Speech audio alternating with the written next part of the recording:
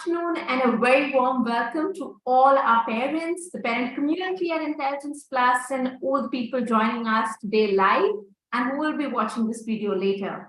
A very good afternoon to all of you. We're so delighted to present to you the day 5 of the Learning Conclave for Parents, a specific series to empower the of all our parents, the parent community.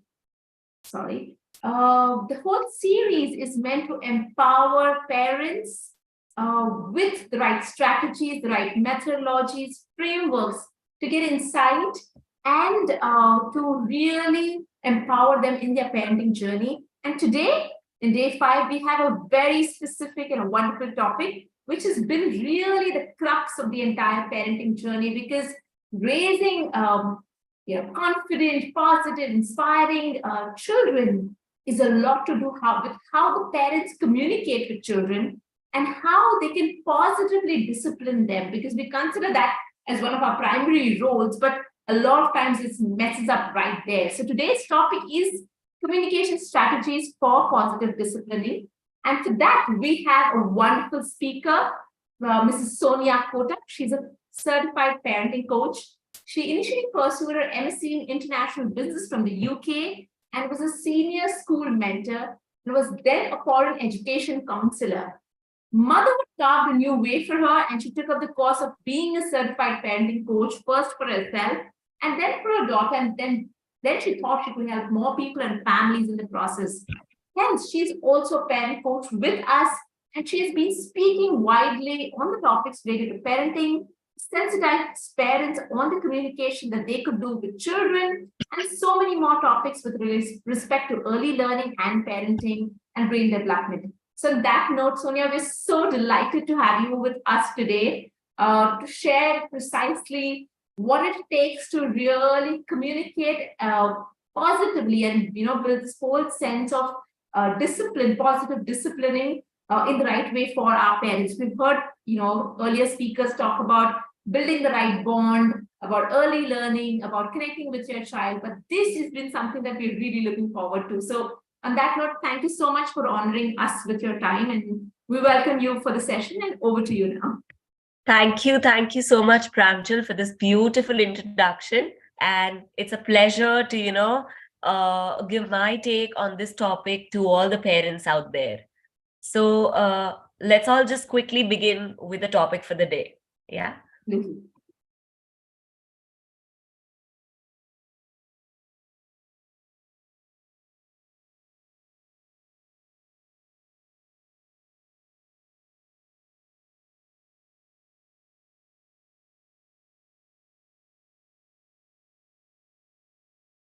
So am I audible, and is the screen visible to all of you? Yeah? All right. Okay, I'm going to begin with what the modern day parenting challenges are. So what we often face today is that our children are exposed to too much of information. Our children know a lot of things they should know at their age, right? So there is so much information that's available for our children that to filter it, for them to know what is right for them to know at this age and what is not for them to know at this age is a task, right? Everything is available at your fingertip. Everything is just a click away.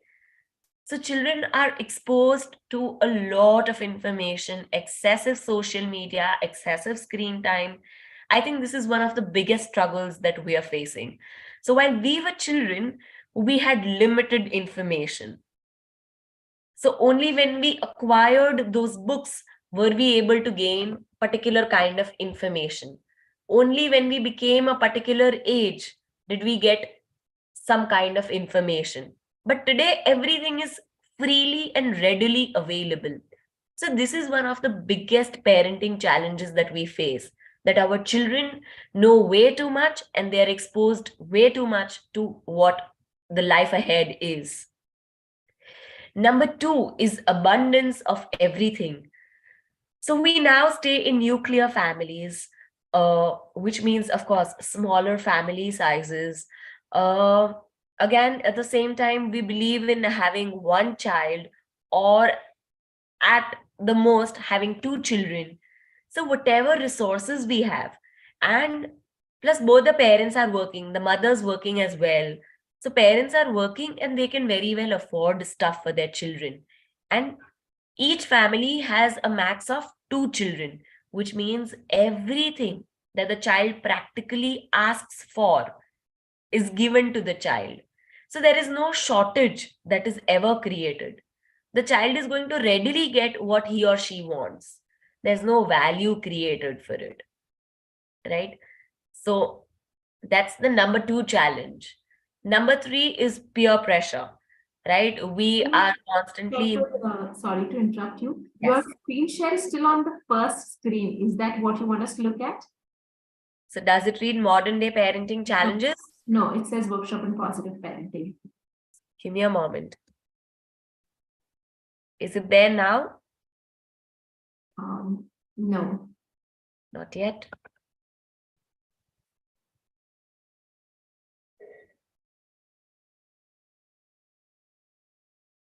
Now, Pranjal? Yes, we can see the first top three. Thank you. Perfect. So I covered the first 2 points, and the third point reads peer pressure. So we are in this constant rat race that our children, if the neighbor's child is being able to do this at 6 months, my child is not sitting, my child is not crawling, my child is not walking. We are so busy comparing milestones that we're not letting children grow their way. Okay, it's such a natural process. What you have to only see for medical safety is that if you practically see the doctor's file that your neonatologist would provide to you, it has milestones mentioned in it. So if it says that your child should be able to walk anytime from, let's say, 10 months to 18 months or up to 24 months. So until it's 23, 24 months, you should be okay. If it's 24 months, because the doctors feel that's the milestone, that is why you should seek advice. Not because your neighbor's child or your best friend's child begins walking at 11 months, right? So we are so busy in this rat race that we oftentimes don't let children breathe at their own pace. So we are doing this out of this concern that we want our child to be the best, right? The next problem, the next challenge that we face in today's parenting is the problem of instant gratification. This means that if a child asks for a blue car, we're going to get the blue car for the child on the same day. We're not going to wait for 24 hours for the child to get the blue car. So the child, obviously, as I covered, there's no shortage of anything. So that value is never created if you see. Right? At times, I advise parents in my one-on-one sessions. I tell them that even if you bought the blue car today, to teach them patience, to teach them to pause, to teach them, for them to know that it can take a day. They're not going to have everything in a day's time, in an hour's time. Give the car to them tomorrow. Get the car home, but give it to them tomorrow. Because they're so used to getting everything just when they ask for it, right? Absence of clarity of roles within the family.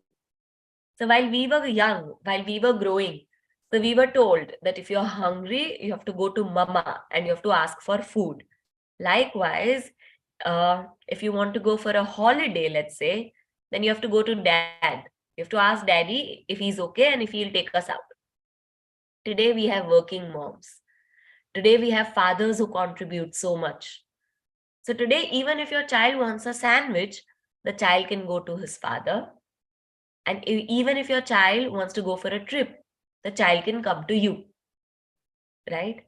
So there is no clarity of roles. Sab kaam sab karte hai. So this is also leading to confusion. There was no confusion in our times. It was so clear. Roles were very clear. Right? And the last challenge that we face, choosing on your basket of negotiables and non-negotiables. You are not going to be able to, control everything in your child's life. You will have to decide on a few things which are negotiable. कि ये आज कर लिया तो चलेगा. and few non-negotiables. ये इसमें no compromise, ये वाला नहीं चलेगा. But if you keep the non-negotiable rule for everything, believe me, nothing is going to work. You will have to let free ends be there for your child, right? So I have a good example for this. I'll share it. So your basket A is non-negotiable issues. ये issues ऐसे हैं, they are really close to your heart and they are very, very important for your child. Like the sleeping time of your child. I'll just, read it out if it's not legible or visible. Yeah. So the non-negotiable issue in this case could be the bedtime of your child. You want your child to be asleep by 9:30. ये चीज में compromise नहीं ही चलेगा. So that is your non-negotiable. What is your negotiable? The child can have a cheat meal once in a week, twice in a week. You'll make wheat pasta for the child. You'll make any dish that they like. Maybe French fries you'll make for them once. So before you're offering French fries to them, make sure their stomachs are really full. Give them fruit, give them anything else, and make French fries. Now, what's your child feeling? Whatever I wanted, however I wanted it to be, is being done. Right? So that's your negotiable issue. That you let your child choose his or her meal once or twice in a week. इसमें थोड़ा चलेगा. So you will have your own negotiables and non-negotiables. And the third basket is issues that you can forget for now. Let's say if the child is sleeping earlier on the floor and not on the bed or on the mattress, you're like, okay, that's okay. It's not going to harm your child. It's not, causing any damage. It's just your child's way of doing it. So ऐसे issues थोड़े जाने दो. Let it go. Don't try to, get your way out of everything. Right? So these are the few challenges that we as parents face today, and that these are a few issues that our parents have not faced in their times.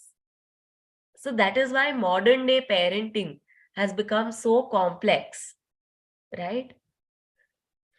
Now we're going to cover this really interesting topic on the effective ways to ensure that your child listens to you. Of course, it's going to be too much child specific. It's going to vary from child to child. But these are a few generic things that will work in, let's say, 8 to 9 out of 10 cases, right? So learn to first listen to your child. Okay, you have 2 ears and 1 mouth for a reason. That's the human anatomy. That's there for a reason. Communication is a two-way process. Communication is not when you give instructions to your child. Communication is also when you're listening to your child. The child is only crying and complaining, but you're listening to them. Because they are falling short of language, because they don't have the right words to express, they are not effectively able to tell you. But you'll have to listen to them first and then respond. So when you tell your child, don't climb on the table, don't wear your shoes, don't jump here, don't scribble on the walls, do you also tell them what they should do? You are telling them you are not supposed to do this, this, and this. Also tell them that you are supposed to do this, this, and this. Please get on the bed with your socks. Please jump in the trampoline. If not on the bed, where should they jump? In the trampoline. Please scribble in your drawing book. If not on the walls, then where should they be scribbling? Don't sit on the table. So tell them sit on the chair. Oftentimes we feel the child is being too rigid, too stubborn, and they're exactly doing what we're asking them not to do. They're also doing it because they don't know what has to be done. So you tell them, if not this, you're supposed to do this. So guide through positive messages. ये नहीं करना है, ये नहीं करना है, ये नहीं करना है. क्या करना है? That also you'll have to tell them, right? You are a bad child. You are very naughty. You are very mischievous. You're a fool. You're not good at academics. If you are saying all these things to your child, that is how the child is going to think of himself or herself. That's the image that you are creating of your child in their head. Do not label your child. Your child is not bad. His behavior on that day could be bad. The action could be bad. Don't attach those labels to your child. That's a behavior. The child is not foolish. The behavior on that particular day for that particular event was inappropriate. Right? So when you randomly see a pot like this being broken in your house, how wild do you get at your child? Do you bother to ask your child if you are hurt in the process or not? Or how did it break? Or was it because of someone else? Was it the maid who was trying to clean and it happened? Or were the two of you, were the siblings playing and it mistakenly, fell off? We're so busy scolding our children that we'll not even inquire as to why it would have happened. And that's such a natural reaction. Look what you did. But did you get into the process? Did you try and know it from your child's end? Right? And then we have this habit of bombarding our children with all our unfulfilled expectations. Right? So you have to set a very gentle tone. I do not ask you guys to not say anything to your child. Gentle parenting does not mean providing a permission for everything. Gentle parenting means being firm, having your boundaries, having very clear boundaries, right? Setting and communicating those boundaries to your child. So do not bombard your child with your unfulfilled expectations. However, correct your child, set boundaries for them. So gentle parenting is the talk of the town, talk of the town, talk of the nation, whatever you want to call it. Gentle parenting is the key. You'll see it everywhere on Instagram. But इसका मतलब ये कहीं नहीं है that you give permission to your child to do everything. It simply means your boundaries are clear. It doesn't mean you don't discipline your child. In no way does gentle parenting mean you say yes for everything, right? So please understand this difference. I think this is a very like a self-explanatory image, these two images that I've put. Children mirror parents. So if it's a cell phone family, even when you're having a meal together, it's going to be a cell phone family. Everyone's busy using their phones or their screens or their iPads or whatever.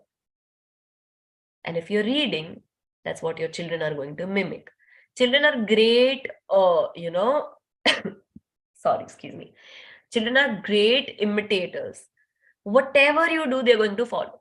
You ask them to read, they're not going to read. You read, you will find them reading. Right?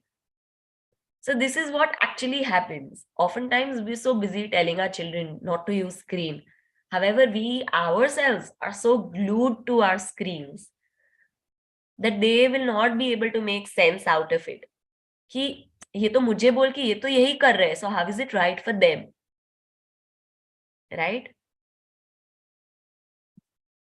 Let go of some things. Like I said, decide on your negotiables and non-negotiables. You don't want to be a helicopter parent. Who are helicopter parents? The ones who are continuously hovering on their child's head. Right? They're trying to control everything in their child's life. कैसे चल रहे हो, क्या पहन के, they will not even give choice to their children to choose their shoes or let's say their clothing, even if their children are like, let's say 10 years of age. They will also decide what the child has to order at 15 years of age when they go out with their friends. And then they'll feel, I am trying to do everything so well for my child. I wish the best for my child. I'm raising my child in the best way. Believe me, we've all become helicopter parents. We try to control everything in our child's life. So you cannot hover on their head. You will have to let a few things go, right? What do you want to wear, bacha? This pair of clothes or this pair? Don't give them 10 things to choose from. At least give them the power to choose from two things, right? So that even they feel, they are capable of taking a decision. They feel empowered. Let them feel empowered in the process, right?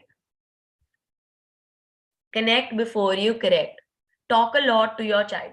You tell your child not to do this, not to do this, not to do this. However, if you do not have the right bond with your child, the child is going to, run away from you. So before you try to correct them, form a bond with them. And then communicating errors or communicating their mistakes is going to become so simple, right? The next point says, do stop me if you feel I'm going really fast. Yeah. Stop giving empty threats to your child. A lot of times we tell our children, if you do this, mama is going to leave you and go. If you do this, I'm not going to take you out for the trip. Are you actually going to leave your child and go? Are you not going to take your child for the trip? You're going to do everything for your child. I'm going to leave you and go to Nani's place. Are you actually going to do that? No, you're going to take your child. So why are you giving those empty threats to your child? You are making your own words lose value, right? The next time, if not the next time, 2-3 times later, when you use this technique, it's not going to work. Your child knows that my mother is going to take me anyway, anyhow. My parents are going to take me. This is just a threat. Even if I don't do this, there's nothing, there's no consequence. So stop giving empty threats to your children, right? These people are very smart. These techniques will not work. Acknowledge their emotions. They have big emotions and do not belittle their emotions. So oftentimes when our child loses their toy or when the toy breaks, they cry. And we tell them, "Arey beta, itni choti baat ke liye kyun ro rahe ho?" But that's a small thing for you. For them, it is as big as you losing your 1 lakh rupees, or it is as big as some damage to your diamond necklace. Right? So children have their emotions developed. However, at a very young age, their logic is not fully developed. So they have big emotions, okay? Just like you would feel sad, they will equally feel sad about something, but they don't know the logic कि ये इतनी छोटी बात है that this can be replaced tomorrow. So it's a very big for them, a very big thing for them. In their head, losing that toy or misplacing it or breaking it is a very big thing. That is why they're crying. Do not tell them it's a very little thing. इसमें क्या रो रहे हो? Validate their feelings. Validate their emotions. They're crying. It's a big thing for them. Yeah.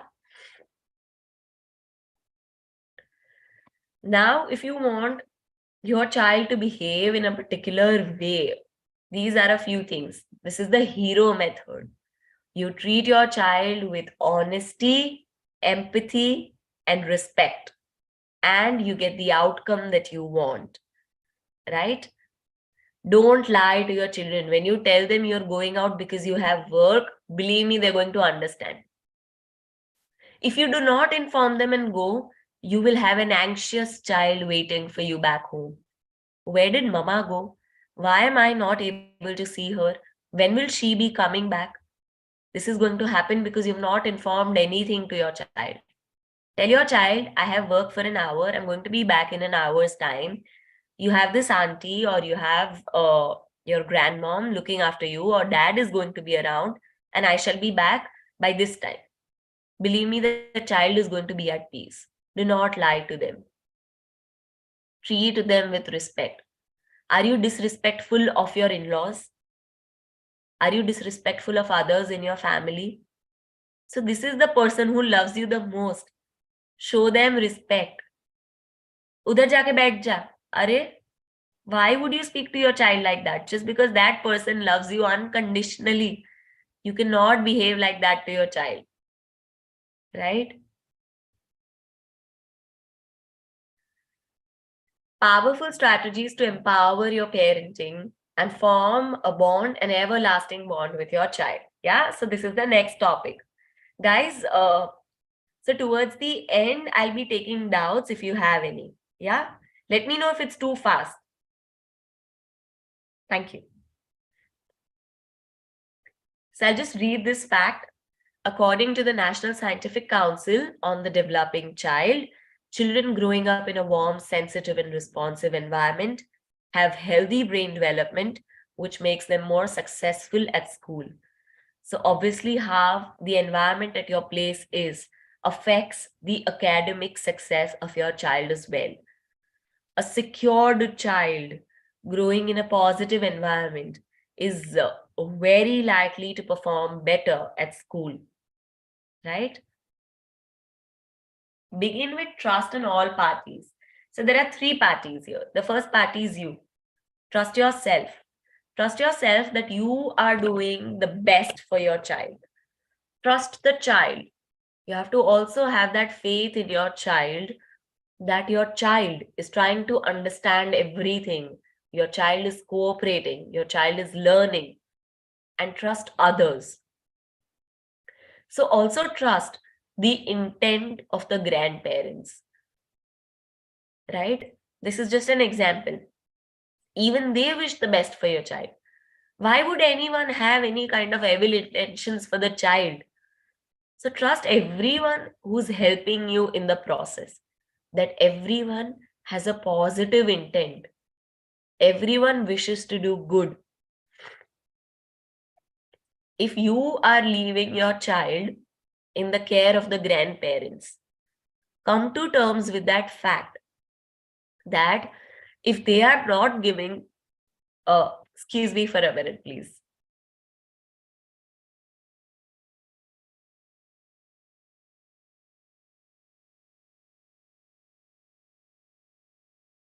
So sorry, yeah. So if you leave the child in the grandparents' care, be sure that they will be giving their 100%. If that's your 80%, that is their 100%. So if you actually see, they are giving in all that they can. That might not be your 100%, but their intent is positive. Their intent is good. Try taking that in mind, and you'll be a happier parent.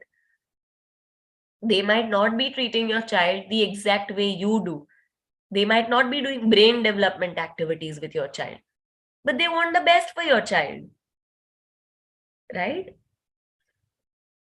Give them 100% undivided attention when you are with them.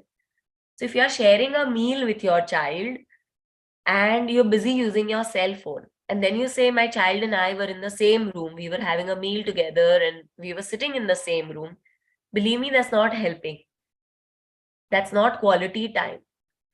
Quality time is when you're having, let's say, sharing a meal with your child, when you're speaking to your child, when you're communicating with them, or when you're doing an activity with them.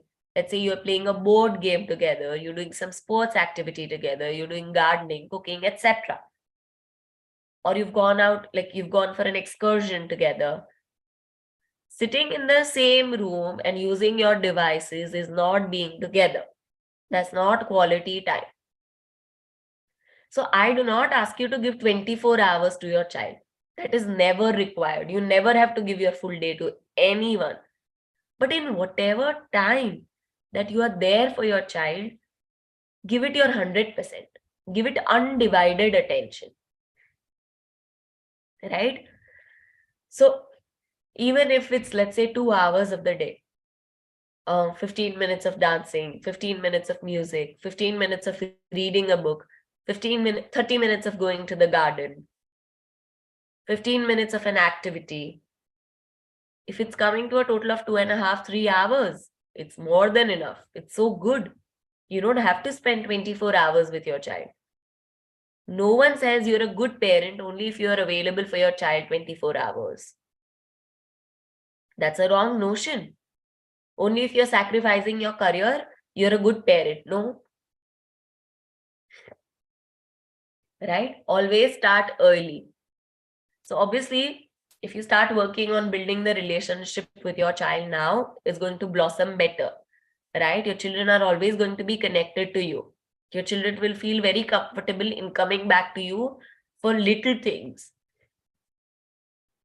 When your child is a teenager and when you try to establish the connection, then that's when it's going to get difficult. Because you've not had that bond with your child. Now, at this age, when your child is a teenager, you want to establish that bond from scratch. That is going to take more work out of you. That is going to take you more time. Instead, start early. Yeah?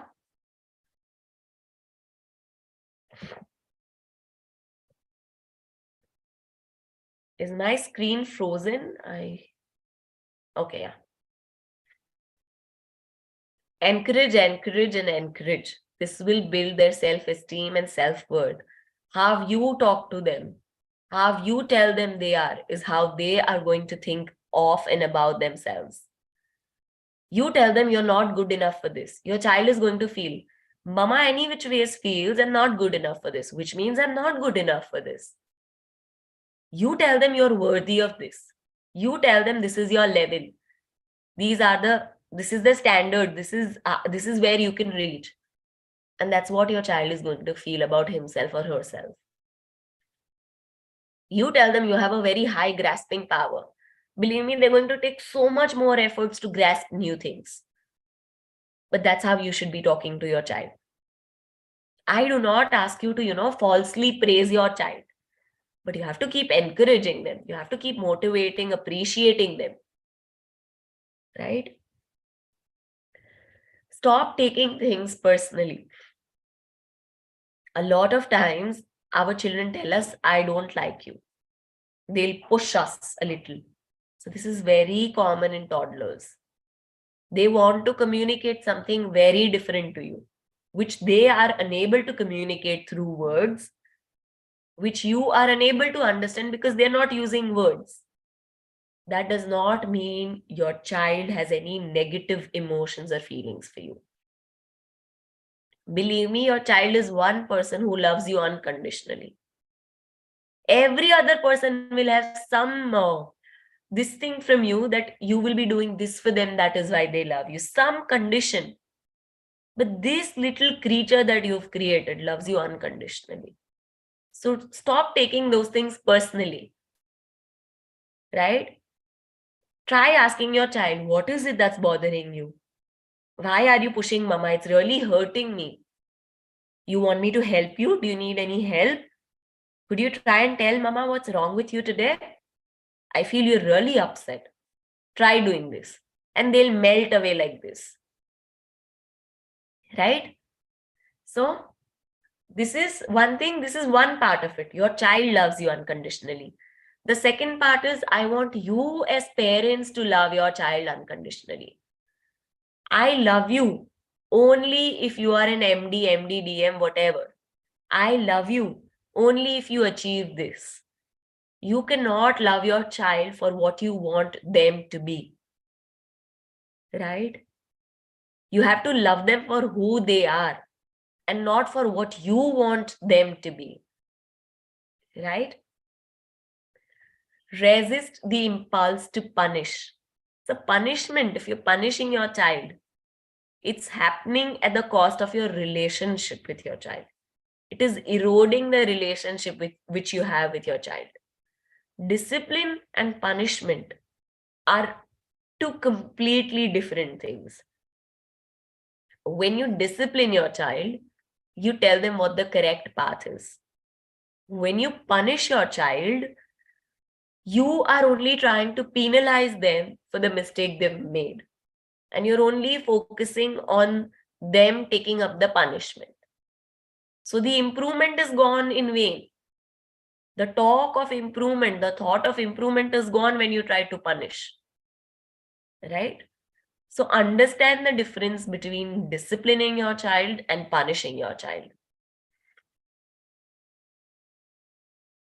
Remember to not let out external emotions on your child. You are frustrated with 10 guests at your place. You are frustrated with whatever things happening in and around the family. Why does it come to this one person? Because this one person is not going to say anything to you. This is your person. Do we talk to our in-laws in a way, in that way, in the way in which we speak to our children? Nahi karna hai ye. I'm not going to take this. Go do this. You better do this. Do we speak to anyone else in the family like this? No, we don't. So why do we talk to our children like this? That's our external pressure, external frustration that's coming out on them. So it is very natural for us to, behave in that way because that's our comfort zone. But we have to distinguish this.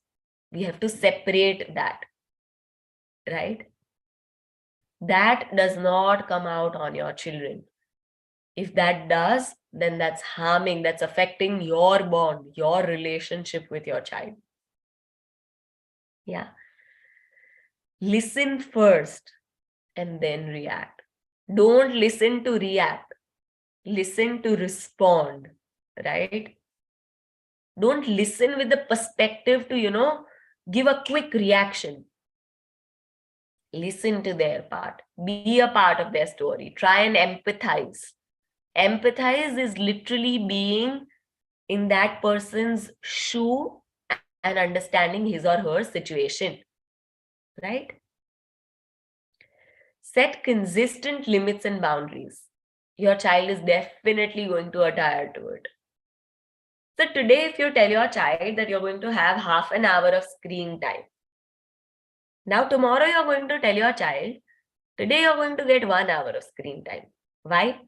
Because you have guests at home and you have a presentation in the office, or you have to go out for some social this thing for whatever XYZ reasons.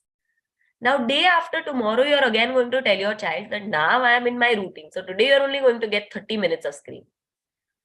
How do you expect your child to understand that? So the child is going to feel that yesterday I had an hour, I had more time to watch screen. Why not today? You did it so that it could get you some comfort, which obviously is understandable. But if you are setting boundaries, you adhere to the boundaries that you make first. 30 minutes means 30 minutes. No giving screen time more than 30 minutes. You set that rule first for yourself. If you follow it, believe me, your child is going to follow it.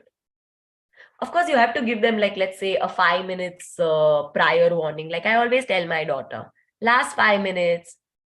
And then by the time it's last 1 minute or last 2 minutes, I hear her telling me, Mama, last 2 minutes.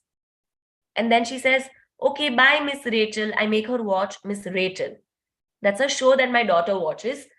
So she herself bids a bye to the character, to the protagonist. Right? So this is going to be a little tough for yourself. But then your child is not going to complain because your boundaries, your limits are consistent. Okay? Do not burden them with your unfulfilled expectations. Yeah, I wanted to become this. I wanted to go to the States to pursue my master's. I couldn't. So I want you to go. You don't know if your child wants to go there or he or she wants to stay here or whatever they want to pursue ahead in life. Right? And connect and communicate before you correct.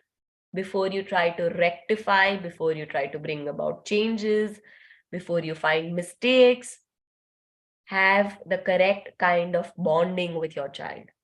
Then those corrections will happen very quickly, as quickly as you want them to be. But first, you will have to work on your relationship with your child. After this, the correction will follow. 2 C's before 1 C. Connection and communication before correction. Yeah, so that's the key. Now I'm open to, any questions that you guys might have. Amazing. Thank you so much, Sonia. It was wonderful. Parents, you can put in the questions in the chat and I can take them up here. Or if you want to put it up anonymously, you can share it to me via direct message and I'll take it up here. And that was, Sonia, it was so wonderful. I love the clarity with which you presented your points. Thank you so much, Pranjali. A huge range because I understand it's such a vast topic, and Yeah, there's it is. so many different scenarios that a parent faces with each age group, right? From toddler, infant, a young school-going child to a preteen. The issues are completely different. But I think what you shared was so universally and apt for each age group that I loved the insights. So thank you Thank you so so much. much. Thank you so much. Thank you, Pranjal. Okay, I'm going to take up the first question that has come to me via direct message. It says that my husband and I are not on the same page with this.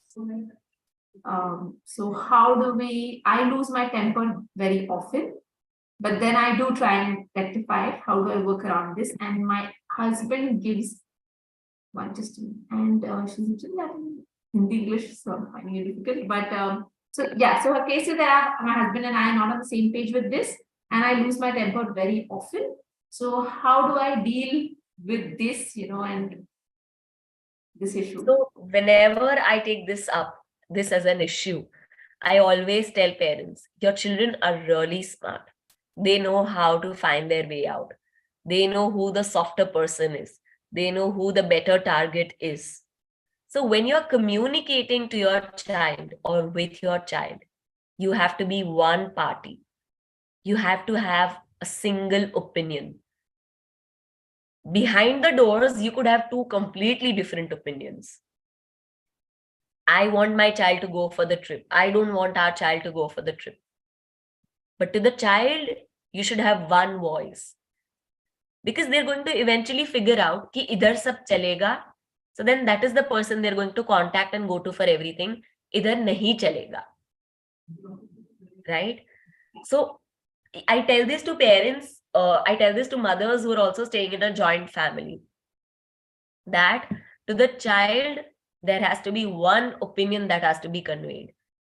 Let's say if that's of the mother says that you are not allowed to have an ice cream today because you've had one yesterday. So then the child should not have this thing in him or her that if I go to my grandparents, I'm probably going to get it. So the grandparents will have to keep up to this कि आज इसने मना कर दिया इसलिए आज तो नहीं हो पाएगा. Just to come up as one single entity to the child, you will have to do this. Absolutely. Yeah. And then again, negotiables and non-negotiables. ये चलेगा, इससे ज्यादा कुछ बिगड़ेगा नहीं. So yeah, it's a negotiable thing. Then you let it go. So you decide on the seriousness, the scale by yourself based on the situation. Absolutely. Perfect. The next question is that he says my child is 11 years old and Okay. he's quite rebellious. With everything that mama, my wish, my way. So how do I do it? So I always say for this, you're not going to be able to rectify your child just like by, you can't do this, you can't do this. So could you just read it again? Like, what does it say? I rephrased it in my own words.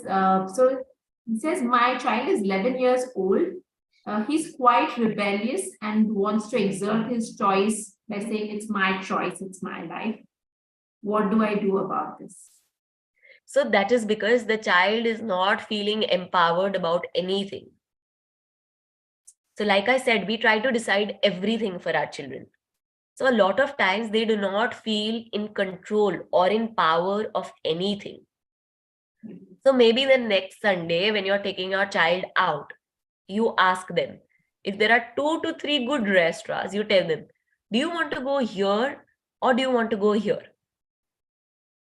So you are letting your child decide. Here, the problem is that the child feels he has no control over his life.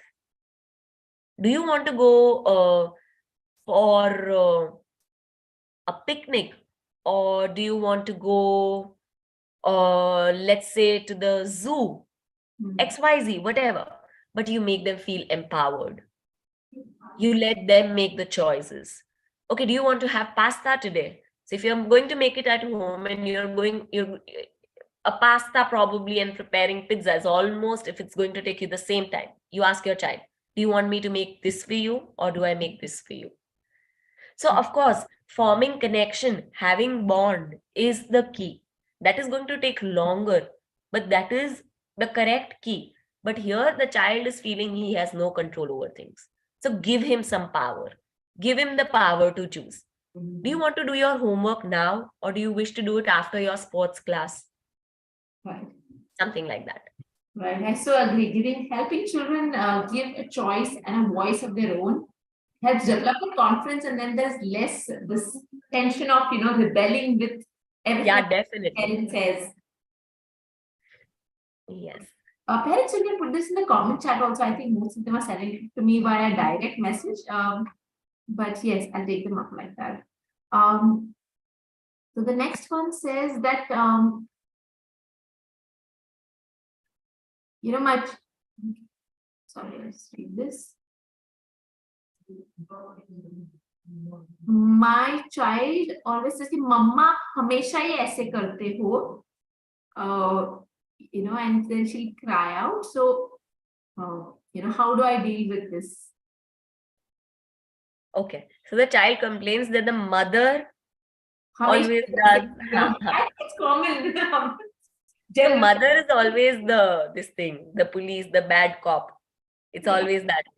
So that is why I always tell families. So when they come for family counseling, I always tell them, you have to have one voice. This is happening because everyone else in the family is allowing the child to do a particular thing that the mother refuses the child to do. So eventually the mother is the bad cop, right? So everyone has to come on the same page. And believe me, if you tell your in-laws, today things have changed, people have changed, grandparents, their approach has changed. If you tell them that this is really causing difficulty to the relation I have with my child, because the child feels I am being unjust, unjust, whatever, they are going to understand. Believe me, they are also going to try and make modifications in their behavior. So you have to come up as one single entity to your child. And then, as I said, negotiables, non-negotiables. थोड़ी चीजों को जाने दो. 15 minutes late अगर हो गया खाना खाने में, and if they said they didn't want to do activity A that you decided for them and they wanted to do activity B, that is okay. As far as they're doing something productive, just let it go. Let go of a few things. Don't control everything in their life. Right? Absolutely. Okay, I have another very interesting question. Yeah. I'll just rephrase it because it's a long one. Okay. The question is about traditional parenting versus this whole gentle, mindful parenting. Where the question is that nowadays we are being too friendly with our kids. So they tend to be very informal with us, and they're not respectful enough with us and the family members. And this is not for a specific situation or back answering, she says, but in general, taking the family also as casually as it is. Is it just a preschooler phase issue, or is it the thing? So you make this very clear to your child. You are a friendly parent. You are not a friend. Your children are going to have loads of friends. You are not their friend. You are a friendly parent. Right? So there is a difference between these two. You have to be consistent. So as I said, gentle parenting does not mean saying a yes for everything. It is not permissive parenting. It is setting your boundaries very clearly. ये 5 चीजें हैं. I want them to be like this. This is non-negotiable. This is not going to work. I will discuss the logic with you, beta, if you want to know why we set these rules for you. We decide the consequences that if you're unable to establish this, what will you do to improve upon this? But these rules, these boundaries stay intact. Then if your child cries and comes to you, Mama, aaj ke din, just for today, please do this for me. Don't give in to that. If you give in to that demand on that day, they're going to realize that if you cry, your mother's going to let you do what you want to do. Be consistent with the rules and boundaries that you set. Set the boundaries. Absolutely. Yeah? Yeah. Be a friendly parent. Don't be a friend to your child. Your children are going to have loads of friends in their lives. They're not going to have another set of parents. Be a friendly parent. Yeah. Don't let them disrespect you at any point in time. I'm never saying that. That's in no way what gentle parenting is. Absolutely. I really like the rephrasing. Be a friendly parent, not a friend, because these days trying to be like, hey, you know what, we can share everything with me. I see a lot of parents tend to be on the borderline of, themselves being disrespected by the parents, and then these traditional methods of, that nip it at the bud itself. Don't let them do all of these. Traditional parenting works better. XYZ happening because this misunderstanding of what mindful parenting means and how to set boundaries has not really been clear. So thank you so much for that. That was brilliant. I think a lot of the answers have themselves been said in your presentation, but you've also beautifully Thank you. Thank you. questions that came up today. I really love it as a parent myself, as an educator myself.